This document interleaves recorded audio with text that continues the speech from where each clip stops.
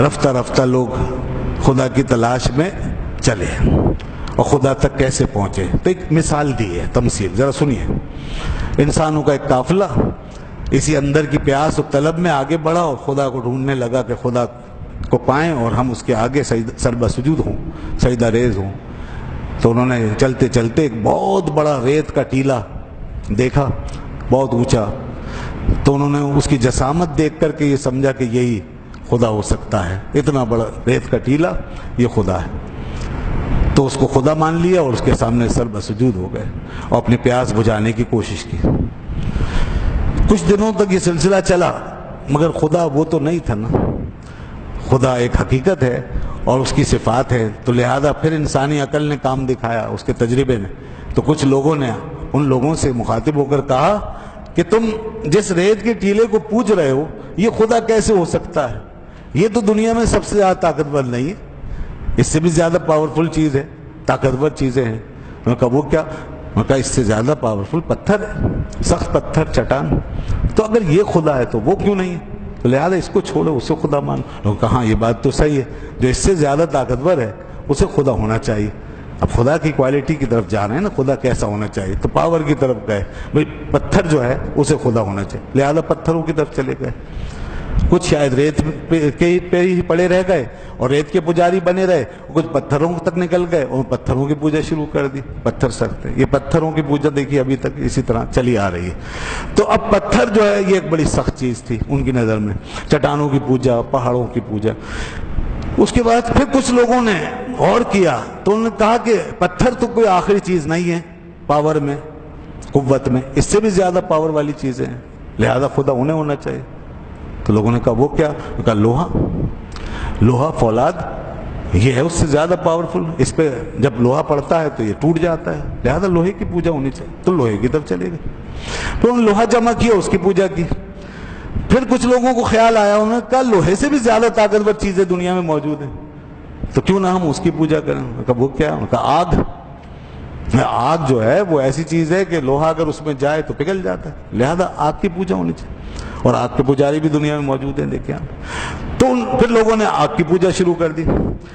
پھر ایک عرصہ گزرا تو پھر کچھ لوگوں کے ذہن میں خیال آیا، انہوں نے سوچا کہ آگ سے بھی تو زیادہ طاقتور چیز ہو سکتی ہے. میں نے کہا وہ کیا ہوگی؟ میں نے کہا وہ پانی ہے. آگ کے اوپر پانی ڈالتے ہیں تو آگ بجھ جاتی ہے، لہذا پانی کی پوجا ہونی چاہیے. تو وہ پانی کی طرف بڑھ گئے، وہ پانیوں کی پوجا ہونے لگی، سمندروں کی، دریاؤں کی. یہ سلسلہ چلتا رہا. تو کچھ عرصے کے بعد پھر کچھ لوگوں نے سوچا کہ پانی جو ہے اس پر بھی تو کوئی چیز اثر انداز ہوتی ہے. اتنا بڑا یہ پانی سمندر کا، اس میں جو جوار بھاٹا آتا ہے، لہریں اٹھتی ہیں، تو یہ کس وجہ سے؟ تو غور کیا تو یہ چاند کی مخصوص تاریخوں میں یہ سب ہو رہا ہوتا ہے. تو اس کا مطلب یہ چاند کا اثر ہے. تو چاند اس سے زیادہ طاقتور چیز ہے جو سمندر کے اندر جوار بھاٹا پیدا کرتا ہے، مد و جزر پیدا کرتا ہے اور اس کو جو ہے اوپر نیچے کر دیتا ہے. تو لہذا چاند کی طاقت زیادہ ہے، تو ہمیں چاند کی پوجا کرنی چاہیے. لیجئے جناب، وہ چاند کی پوجا شروع ہو گئی اور زمین سے اٹھ کے آسمانوں تک پہنچ گئے.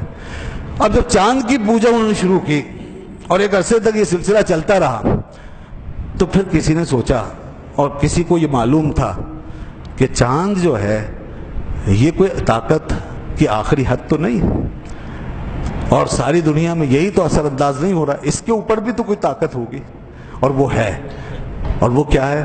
تو لوگوں نے کہا ہم نے یہ سنا ہے کہ اللہ کا نبی جو مکے میں ظاہر ہوا ہے، اس نے مکے والوں کی خواہش اور ان کے مطالبے پر ایک دن ایسا کیا کہ انگلی اٹھائی اور چاند کے 2 ٹکڑے کر دیے.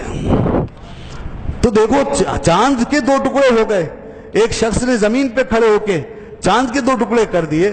تو سب سے زیادہ طاقتور تو وہی ہوا، چاند سے بھی زیادہ طاقتور وہ ہے. تو لہذا ہمیں اس کی طرف چلنا چاہیے. اگر کوئی معبود ہو سکتا ہے تو وہی ہمارا معبود ہوگا، ہم اسی کی پوجا کریں گے، اسی کی عبادت کریں گے، کیونکہ سب سے زیادہ پاورفل تو وہی ہے. لہذا اب انہوں نے مکے کا سفر شروع کر دیا. یہ آ گئے اب مکے میں. وہاں جب پہنچے تو وہاں جیسے حرم میں داخل ہوئے، اللہ کے نبی کو دیکھتے دیکھتے، ڈھونڈتے ڈھونڈتے جیسے حرم میں داخل ہوئے اور لوگوں نے بتایا کہ یہ ہیں اللہ کے نبی جن کی تلاش میں تم آئے ہو، یہ ہیں وہ جنہوں نے چاند کے 2 ٹکڑے کر دیے تھے، یہ ہے وہ ہستی جو دنیا میں سب سے زیادہ طاقتور ہے. انہوں نے سوچا تو یہ تھا کہ اب ان کی پوجا کریں گے اور انہیں معبود مانیں گے، لیکن وہ یہ دیکھ کر حیران رہ گئے کہ وہ تو خود کسی کے آگے سجدے میں پڑے ہیں۔ وہ یہ دیکھ کر حیران رہ گئے کہ یہ تو خود سجدے میں ہیں اور کسی اور کی عبادت میں مصروف ہیں۔ چنانچہ یہیں سے پھر انہوں نے بس وہ راز پا لیا، وہ حقیقت پا لی، حضور کی خدمت میں حاضر ہوئے تو پوچھا، اے اللہ کے رسول، ہم تو آپ کو سمجھ کے آئے تھے کہ آپ ہی سب سے زیادہ طاقتور ہیں، کیا آپ سے بھی زیادہ کوئی طاقتور ہے؟ کیا آپ کا بھی کوئی معبود ہے؟ کیا آپ سے بھی کوئی بڑا ہے؟ تو وہیں بس اللہ کے نبی نے، اب وہ وقت آ گیا جہاں لوگ ہاتھ پکڑ کے خدا سے ملا دیا، تو وہاں خدا سے ملنے کا یہ آخری لمحہ بس، اس کے بعد فیصلہ ہو گیا اور دنیا خدا تک پہنچ گئی، اور وہ جام جو نبی کے ہاتھ میں تھا وہ ان سے لے کر پی لیا گیا۔